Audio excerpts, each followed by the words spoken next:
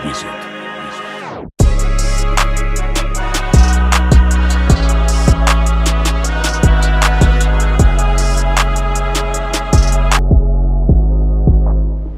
I want to share a story that's it's pretty personal.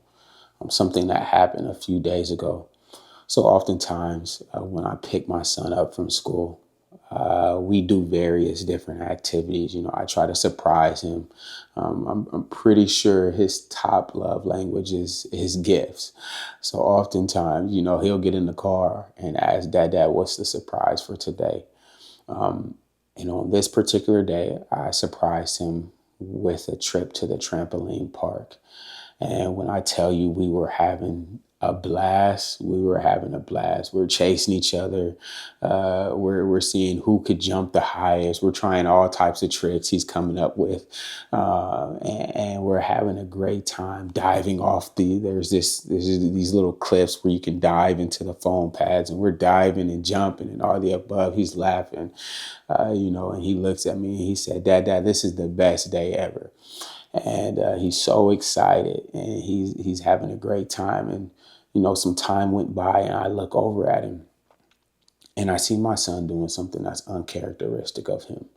He still has his school uniform on, so I see him grabbing the bottom of his polo, and he's pulling down. He keeps pulling down, and I know my son, and I know that's not characteristic of him. So I take a deeper look, and I realize he had a small accident, right? And the excitement of everything that was going on, obviously he had a small accident.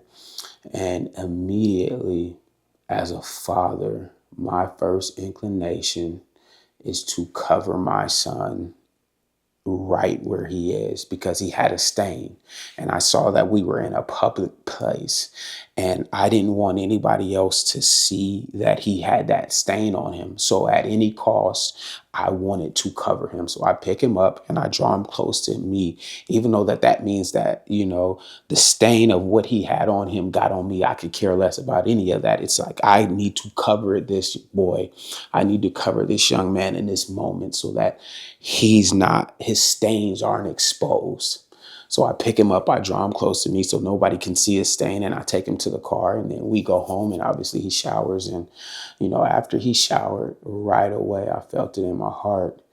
That's how your father feels about you.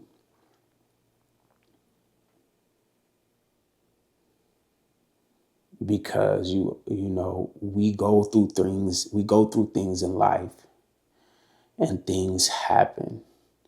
And sometimes it's life, and sometimes it's our decisions, but they leave us stained. They leave a stain on us. And our first inclination is to find things to cover up that stain. The same way he was trying to pull his polo down and cover the stain. It's our first inclination to try to find things to cover that stain.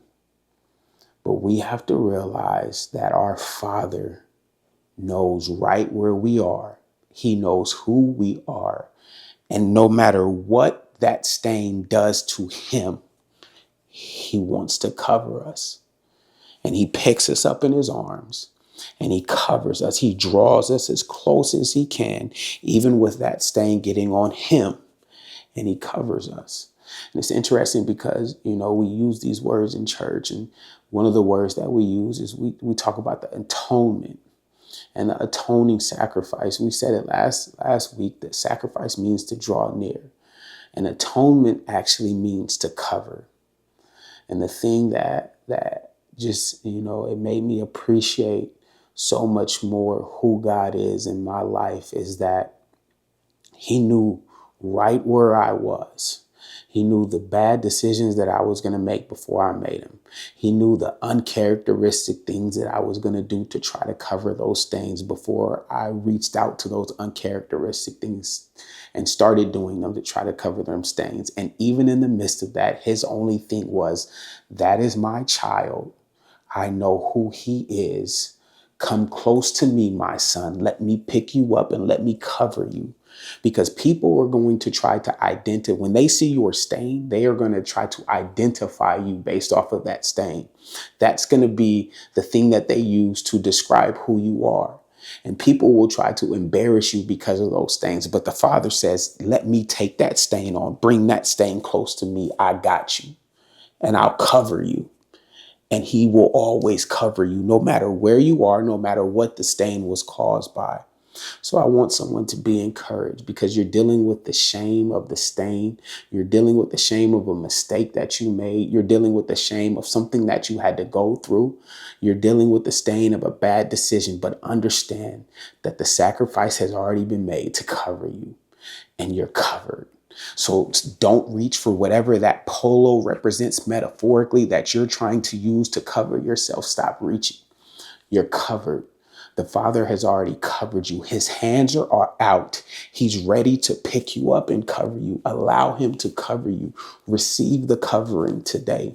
Stop trying to cover yourself. He wants the best for you. He has the best for you. And when he covers you, just like when I covered my son, I reassured him that everything was okay.